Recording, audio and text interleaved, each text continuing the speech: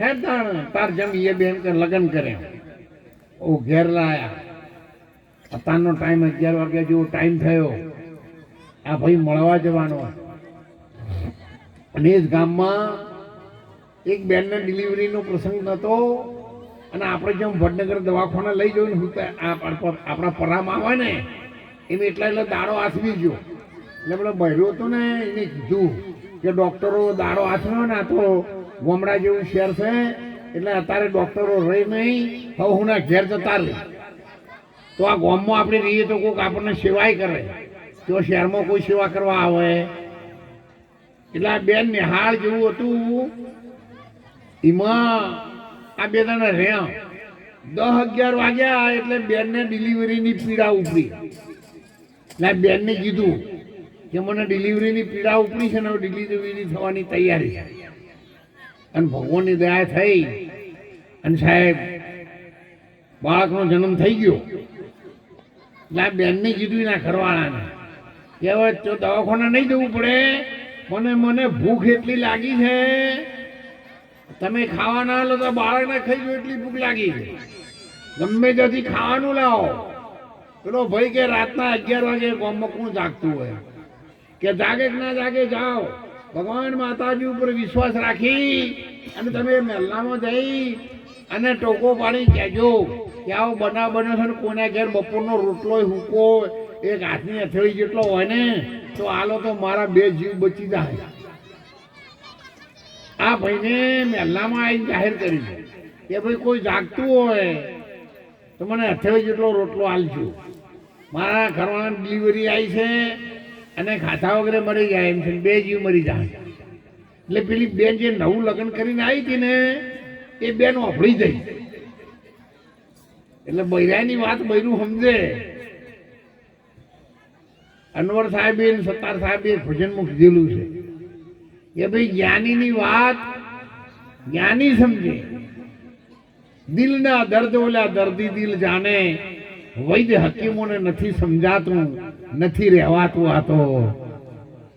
એટલે બૈરાનું દર્દ પેલી દીકરી સમજી ગઈ એના ઘરવાળા માટે પ્રસાદ આપવા માટે લાપસી આપણે કહાર કહીએ કહાર બનાવીને ઘી નાખીને મિક્સ કરતી હતી અને પેલો અવાજ આવ્યો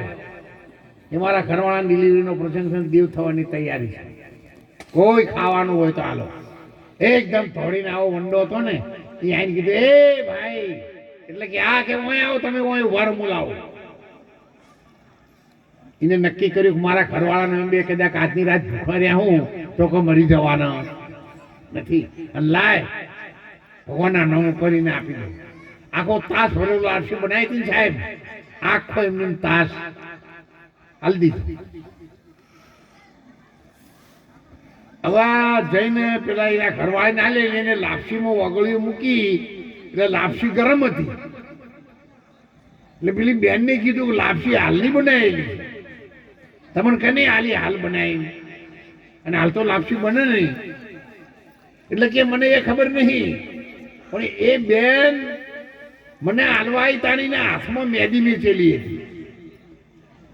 એટલે આ બેનને ખબર પડી છે જરૂર કોઈક દીકરી છે અને નવો લગ્ન કરીને આવેલી હોય તો જ મેદી મેચીને આવે પ્રસાદ લઈને અંદરથી અવાજ નીકળ્યો કુદરતી કે હે ભગવાન જેને મારા બાળકના પ્રાણ બચાયા છે એનો ચોલ્લો ચૂલ્લો તું અમર રાખી સાહેબ પેલો એનો ઘરવાળો મુખ્ય દરવાજે આવ્યો કાળો ઝેરી નાક ડંસની રાહ જોઈને બેહી રહ્યો ઉપરા ઉપર 2 ડંસ મારે ઝેર ચડ્યું જ નહીં એટલે પેલા તો બે એકબીજાને ઓળખતા હતા ને ચમી હેઠો પડતો નહીં તો કે હા એકદમ પડું કોઈ ત્યાં વગર ઝેર નહીં ચડ્યું કે મને તો કશું ખબર નહીં પડી બીજા 2 માર્યા તો ના ચડ્યું ધર્મરાજા નહીં જો કે મારા ડંગ મારું છું પણ ઝેર નહીં ચડતું કે ચોપડો લાવો તા ચોપડામાં જોયું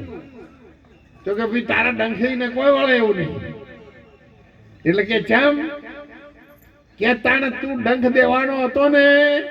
એના થોડા ટાઈમ પહેલા એના ઘરવાળીએ એક બાળકના ડિલિવરી વાળી પ્રસંગને આ પ્રસૂતા બેનને એને પ્રસાદ આપ્યો છે ને રોટલો આલ્યો છે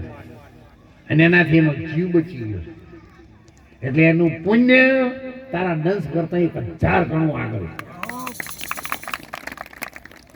એટલા માટે જો મેં મારા જીવનમાં હું ભણેલો ગણેલો છું. રવિભાઈ બી સિવિલ એન્જિનિયર સુધી ભણેલા છે, ભારતીબેન ગ્રેજ્યુએટ સુધી ભણેલા છે, આખું કુટુંબ ભણેલું છે. અને સમાજની સેવામાં બધાની જીવન અર્પણ. મેં તો આખી જિંદગી ખપાઈ તો તમે જોઈ છે,